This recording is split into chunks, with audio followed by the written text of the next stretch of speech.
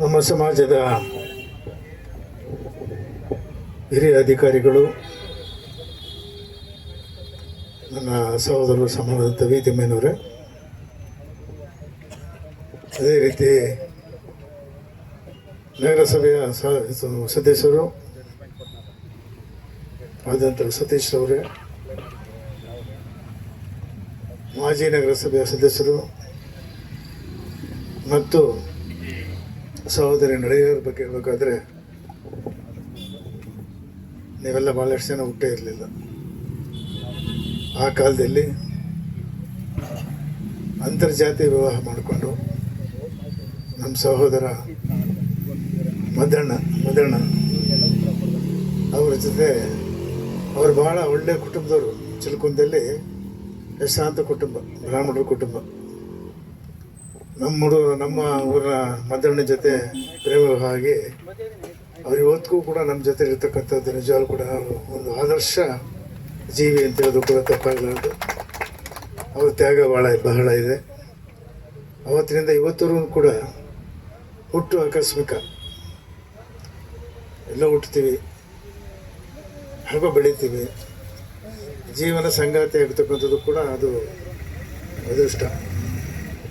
ಅಂಥ ದಿವಸದಲ್ಲಿ ಕೂಡ ಪಾಪ ಅಂಥ ಕುಟುಂಬದಲ್ಲಿದ್ದರೂ ಕೂಡ ನಮ್ಮ ಜೊತೆಲೇ ಇದ್ದು, ನಮ್ಮವ್ರ ರೀತಿಯಲ್ಲೇ ಇದ್ದು ಪಾಪ ಇದು ಮಾಡೋಕ್ಕೆ ಕೂಡ ಅವ್ರು ನಾನು ಅಭಿನಂದಿಸ್ತೇನೆ, ಅವ್ರಿಗೆ, ಅವ್ರ ತ್ಯಾಗಕ್ಕೆ.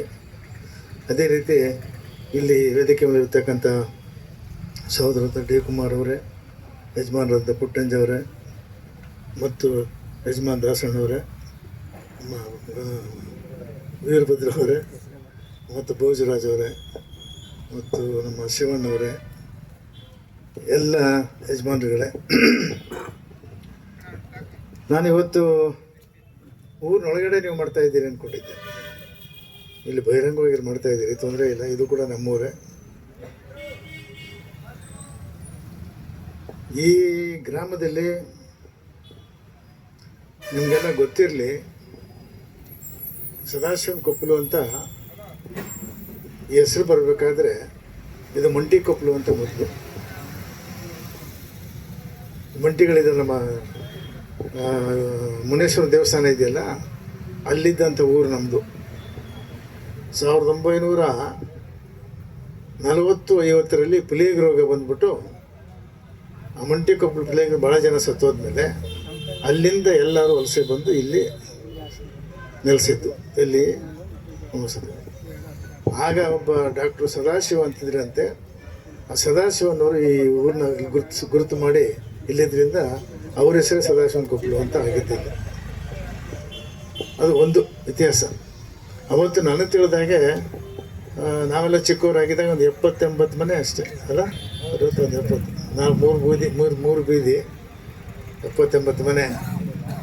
ಅಂಥದ್ರಲ್ಲಿ ನಾನು, ನಮ್ಮ ಸಹೋದರ ವೀತಿಮೇನವರು, ನಮ್ಮ ಮನೆಗಾರ ವೆಂಕಟೇಶ್ ಅವರು, ದೊಡ್ಡ ತೋಪಯ್ಯ ಮತ್ತು ನಮ್ಮ ಫಾರೆಸ್ಟ್ ತೋಪಯ್ಯ, ಇಷ್ಟು ಜನ ಅವತ್ತಿನ ದಿವಸ ನಾವೆಲ್ಲ ಗ್ರ್ಯಾಜುಯೇಟ್ ಆದವರು. ಅದಾದ ನಂತರ 1962ರಲ್ಲಿ ನಾನು SLC ಮಾಡಿದ್ದು. ನಾವು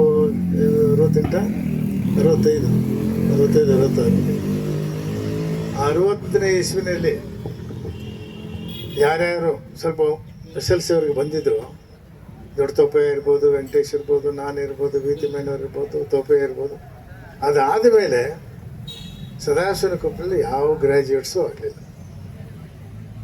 ಇದು ದುರಂತ.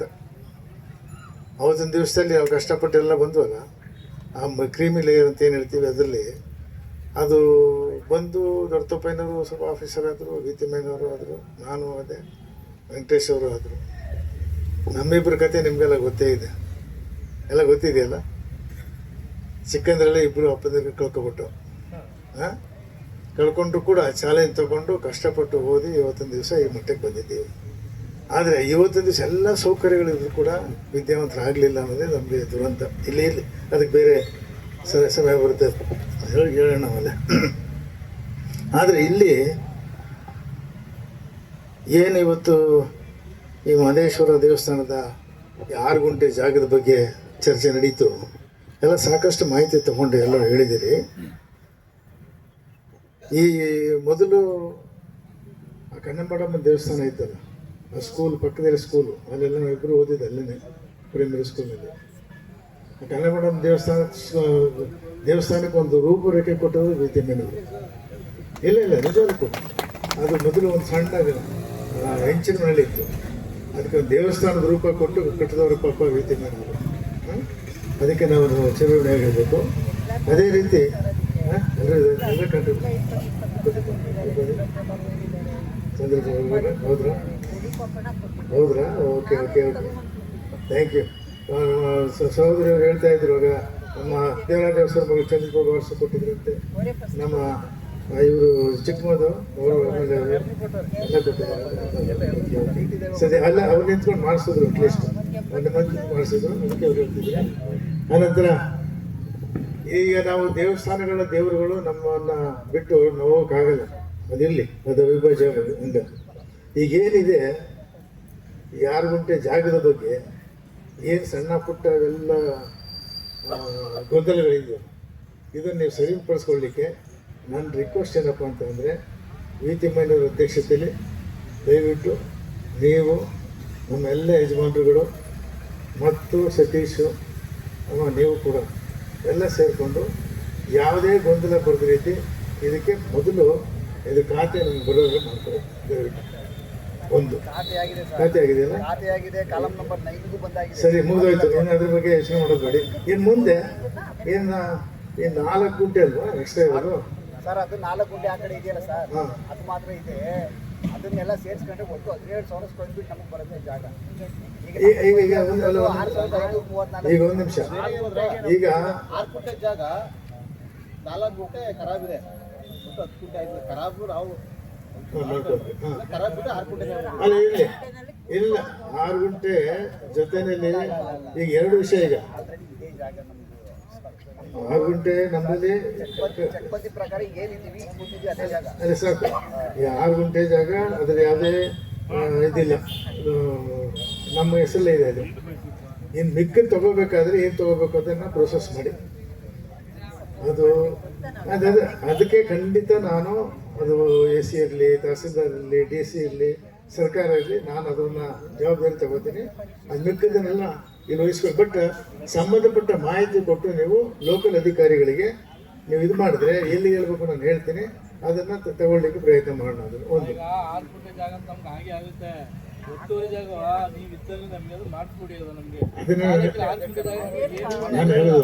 ನಾನು ಹೇಳ್ತಿರೋದು ಅದು ಒಂದು ಇಟ್ಟಿರೋಣ. ಇಲ್ಲಿ 6 ಗುಂಟೆ ಏನಿದೆ, ಇಲ್ಲಿ ಏನೋ ಸ್ವಲ್ಪ ಕೆಲಸ ಶುರು ಮಾಡಿ ಫಸ್ಟ್. ನೀನು ಅಲ್ಲಿ ನಾನು ಹೇಳ್ತೇನೆ ಭೋಜರಾಜು, ಅದು ಕಾಯ್ಕೊಂಡು ಕುತ್ಕೊಳ್ಳೋದು ಬೇಡ, ಅದು ಮಾಡೋಣ, ಅದು ತಗೋಬೇಕು, ಅದು ತಗೊಳ್ಳೋಣ. ಈ 6 ಗುಂಟೆನಲ್ಲಿ ಒಂದು ಪ್ಲಾನ್ ಮಾಡಿಬಿಟ್ಟು ಇದರಲ್ಲಿ ಒಂದು ಸಮುದಾಯ ಭವನ ಬರಲಿಕ್ಕೆ ಮಾಡ್ಬೋದು. ಫಸ್ಟ್ ಸಮುದಾಯ ಭವನ 6 ಗುಂಟೆ ಅಷ್ಟು ಬೇಡ.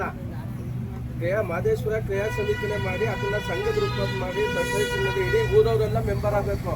ಟ್ರಸ್ಟ್ ಆದ್ರೆ 11 ಜನ ಅವರು ಮಾತ್ರ ಇದೆ. ಅದು ಮಹದೇಶ್ವರ ಕ್ರಿಯಾ ಸಮಿತಿ ಅಂತಾನೆ ಮಾಡಬೇಕು, ಸಂಘದ ರೂಪದಲ್ಲಿ ಇರಬೇಕು. ಅದು ಟ್ರಸ್ಟ್ ಗಿಸ್ಟ್ಗೆ ನಾವು ಯಾರು ಟ್ರಸ್ಟ್ ಬಗ್ಗೆ ಹೇಳಿ ಸರ್. ಟ್ರಸ್ಟ್ ಬಗ್ಗೆ ಈಗ ಅದನ್ನ ತೀರ್ಮಾನ ಮಾಡಿ. ಅಲ್ಲ ಏನೇ ಟ್ರಸ್ಟ್ ಬಗ್ಗೆ, ಟ್ರಸ್ಟ್ ಅಂದ್ರೆ ಏನು, ಅದ್ರದ್ದು ರೂಪುರೇಷೆಗಳು ಏನು ಅಂತ ಜನರಿಗೆ ತಿಳಿಸಿ ಸರ್. ಹೇಳೋದು ಟ್ರಸ್ಟ್ ಬಗ್ಗೆ ಟ್ರಸ್ಟ್ ಸರ್. ಈಗ ನಿಮ್ಮ ಬಾಯಲ್ಲಿ ಟ್ರಸ್ಟ್ ಅಂತ ಬಂತು, ಆ ಟ್ರಸ್ಟ್ ಯಾರಿಗ ಉಪಯೋಗ, ಯಾವ ತರ, ಅದ್ರ ರೂಪರೇಷೆಗಳೇನು ಅದೆಲ್ಲ ಮಾಡ್ಬೇಕಾಗ್ತದೆ. ಅದೆಲ್ಲ ನೀವು ಕುತ್ಕೊಂಡು ಮಾಡ್ಬೇಕು. ನೀವು ಹೇಳಿ ಸರ್, ಟ್ರಸ್ಟ್ ಬಗ್ಗೆ ವಿವರಣೆ ಕೊಟ್ಟು ನಾವು ಮಾಡ್ತೀವಿ. ಟ್ರಸ್ಟ್ ಬೇಡ ಸರ್, ಪ್ರತಿಯೊಬ್ಬ ನಮ್ಮ ಊರಿನ ಪ್ರತಿಯೊಬ್ಬ ಮೆಂಬರು ಕೂಡ ಆಯ್ತಪ್ಪ, ಸಮಿತಿನೇ ಮಾಡ್ಕೊಳ್ಳಿ ಅಥವಾ ಯಾವ್ದು ಏನೋ ಮಾಡ್ಕೊಳ್ಳಿ. ಟ್ರಸ್ಟ್ ಬೇಡ, ಸಮಿತಿನೇ ಮಾಡಿ. ಏನ್ ಮಹದೇಶ್ವರ ಕ್ರಿಯಾ ಸಮಿತಿ ಇದೆ ಅದನ್ನೇ ರಿಜಿಸ್ಟರ್ ಮಾಡಿಸಿ, ಅದನ್ನೇ ಮೆಂಬರ್ಸ್ ಮಾಡ್ಸೋಣ. ಓಕೆ ಆಯ್ತು. ಅಲ್ಲ ಈಗ ನಾನು ಹೇಳೋದು, ನೀವು ಕ್ರಿಯಾ ಸಮಿತಿನಾರ ಮಾಡ್ಕೊಳ್ಳಿ, ಊರಿಂದಾರ ಮಾಡ್ಕೊಳ್ಳಿ, ಏನೋ ಮಾಡ್ಕೊಳ್ಳಿ. ಅದೇ ರಿಜಿಸ್ಟ್ರೇಷನ್ ಮಾಡ್ಬೋದು ಸರ್. ಸರ್ ಟ್ರಸ್ಟ್ ಅಂದ್ರೆ 10 ಜನ ಮಾಡ್ತಿದ್ರೆ 11 ಜನ ಮಾಡ್ತೀರಿ. ಮ್ಯಾಕ್ಸಿಮಮ್ ಟ್ರಸ್ಟಿಗಳು ಎಷ್ಟು ಜನ ಮಾಡ್ತೀರಿ ಸರ್? 11 ಜನ. 11 ಜನಕ್ಕೆ ಅವ್ರ ಆಸ್ತಿನ ನಾವು ಊರಲ್ಲವ ಅವ್ರ ಹೆಸರು ಮಾಡ್ಕೊಂಡು ಕುತ್ಕೊಳ್ಳೋ ಕಪಿಗಳಿಗೆ ಇಲ್ಲ ಅದಲ್ಲ, ಆ ಥರ ಇಲ್ಲ ಕೇಳಿ ಇಲ್ಲಿ. ವಿಚಾರ ಮಾತ್ರ ಬಿಟ್ಟು ಬೇರೆದ್ ಮಾತಾಡಿ. ಇದಕ್ಕೆ ನನ್ನ ಮಾತು ಕೇಳಿಲ್ಲಿ, ಇದನ್ನ ಡೀಟೇಲ್ ಆಗಿ ಮಾಡ್ಬೇಕು. ಟ್ರಸ್ಟ್ ಅಂತ ಹೇಳಿದ್ರೆ ಪರ್ಮನೆಂಟ್ ಟ್ರಸ್ಟ್ ಅಲ್ಲ. ಪ್ರತಿ 5 ವರ್ಷ ಇಲ್ಲಿ ಕೇಳಪ್ಪ, ಟ್ರಸ್ಟ್ಗಳನ್ನ ಎಲೆಕ್ಟ್ ಮಾಡಿ ಟ್ರಸ್ಟ್ಗಳು ಮಾಡೋದು ಯಾರು? ನೀವುಗಳೇ. ಒಬ್ಬ ಟ್ರಸ್ಟಿ ಮಾಡ್ಬೇಕಾದ್ರೆ 100 ಜನ ಕೊಡ್ಬೇಕು, ಮೆಂಬರ್ ಸೆಲೆಕ್ಟ್ ಮಾಡ್ಬೇಕಾಗ್ತದೆ ಅವ್ರನ್ನ. ಸೊ ಅವರೆಲ್ಲ ಸೇರಿಕೊಂಡು ನೀವು ಅದನ್ನ 5 ವರ್ಷಕ್ಕೆ 10 ವರ್ಷಕ್ಕೆ ಬೇಕಾದ್ರೆ ಪ್ರತಿ 10 ವರ್ಷಕ್ಕೆ ನೀವು ಚೇಂಜ್ ಮಾಡ್ಕೊಂಡು ಹೋಗ್ಬೋದು. ಬಿಡಿ, ಟ್ರಸ್ಟ್ ಬೇಡ ಅಂದ್ರೆ ಬೇಡ.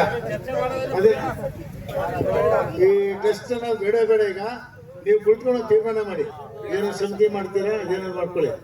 ಮೊದಲು ಇರ್ತಕ್ಕಂಥ ಜಾಗದಲ್ಲಿ ಕಟ್ಟಡ ಬರ್ಲಿಕ್ಕೆ ನೋಡಿ. ಕಟ್ಟಡ ಬರ್ಲಿಕ್ಕೆ ಬರೋಕ್ಕಾದ್ರೆ ಅದಕ್ಕೆ ಯಾವ ರೀತಿ ಸೊಸೈಟಿ ಮಾಡೋದು, ಏನು ಮಾಡೋದು ನೋಡ್ಕೊಂಡಿದ್ದಾರೆ. ಮಾಡಿಕೊಂಡು ಸರ್ಕಾರದಿಂದ ಬರ್ತಕ್ಕಂಥ ತಗೊಂಡು ಕೊಡ್ತಕ್ಕಂಥ ಅನುದಾನ ನಾನಿರ್ಬೋದು, ಹರೀಶ್ ಗೌಡ್ರು ಇರ್ಬೋದು, ನಮ್ಮ ಮಂಜೇಗೌಡರು ಇರ್ಬೋದು, ನಮ್ಮ ಹರೀಶ್ ಹೇಳ್ದಂಗೆ ಎಲ್ಲ ಕಡೆಯಿಂದಲೂ ಇಲ್ಲ ಅಂತಂದ್ರು 1 ಕೋಟಿ ರೂಪಾಯಿವರೆಗೂ ನಾವು ತರ್ತೀವಿ. 1 ಕೋಟಿ ರೂಪಾಯಿವರೆಗೂ ನಾವು ಕೊಡ್ಲಿಕ್ಕೆ ರೆಡಿ ಇದ್ದೀವಿ. ನೀವು ತರಲೆಗಳ ಕಿತ್ತಾಡಿದ್ರೆ ಎಲ್ಲ ಬಿಟ್ಟಿರ್ತೀವಿ ಅಷ್ಟೇ. ಅದು ಉಳಿಸ್ಕೊಳಕ್ಕೆ ನೋಡಿ, ಅದನ್ನು ಯಾವ ರೀತಿ ಇದು ಮಾಡಬೇಕು. ಈಗ ಅದನ್ನು ಟ್ರಸ್ಟ್ ಮಾಡೋದು ಬೇಡ ಅಂತ ಹೇಳಿದ್ರೆ ಇನ್ಯಾವ ರೀತಿ ಮಾಡಬೇಕು ನೋಡ್ಕೊಂಡು. ಯಾಕೆಂದ್ರೆ ಇಲ್ಲಿ ಇದು ಯಾರು ಏನೂ ಎತ್ಕೊಳೋಕ್ಕಾಗಲ್ಲ. ಇಲ್ಲಿ ಕಟ್ಟಿದೆ ಅದು ಸಮುದಾಯ ಭವನ ಕಟ್ಟಿದೆ, ಯಾರಿಗೆ ಜನಗಳಿಗೆ ಅನುಕೂಲ. ಯಾರು ಬಿಲ್ಡಿಂಗ್ ಎತ್ಕೊಂಡಿದ್ದಾರ? ಯಾರು ಎತ್ಕೊಂಡು ಹೋಗಲ್ಲ. ಅಧಿಕಾರ ಹೇಳಿ ಸರ್. ಅಧಿಕಾರಪ್ಪ ನಾನು ಹೇಳುದು ಅಧಿಕಾರಿಗಳೀಗ 11 ಜನ ಟ್ರಸ್ಟಿಗಳಾದ್ರೆ ಅವ್ರ ಕರ್ತವ್ಯ ಏನು, ಅವ್ರು ಏನೇನು ಮಾಡ್ತಾರೆ, ಇದು ಯಾರಿಗೆ ಅವೆಲ್ಲ ಆ ಕಮಿಟಿ ಕಳ್ಸ್ಕೊಂಡು ಆ ಸಮಿತಿಯಲ್ಲಿ ಏನಿರ್ಬೇಕು ನೀನೇ ಕೊಡಪ್ಪ.